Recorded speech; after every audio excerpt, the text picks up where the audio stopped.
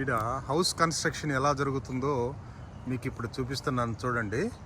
అంతా కూడా ఇదిగో చెక్కలతోటి ముందు స్ట్రక్చర్స్ ఏర్పాటు చేస్తున్నారు. చూసారా, కనపడుతుందా? కేవలం చెక్కలతోటి, కాలమ్స్ లేవు, బేస్మెంట్ లేదు. మనకి ఒక రోడ్డు ఎమ్మటి ఒక బొంకును తయారు చేసినట్టుగా ఇక్కడ చెక్కలతోటి తయారు చేస్తున్నారు. చూడండి ఈ విధంగా. ఇది మాత్రం వెరైటీగా ఉంది. ఇదే ఫస్ట్ టైం నేను చూడటము.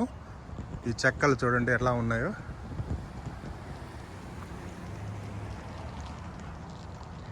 ఇంజనీర్ బహుశా ప్లాన్ ఇస్తాడు.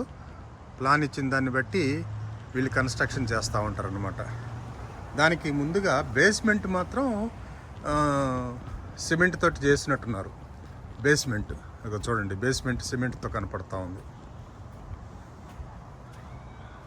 చూసారా, బేస్మెంట్ సిమెంట్తో కనపడతా ఉంది. మిగతా అదంతా కూడా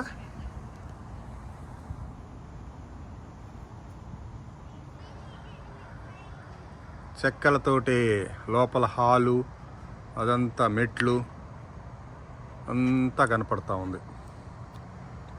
సో ఈ విధంగా అమెరికాలో చెక్కలతోటి బిల్డింగ్స్ కడతారు. లోపల మొత్తం కంప్లీట్గా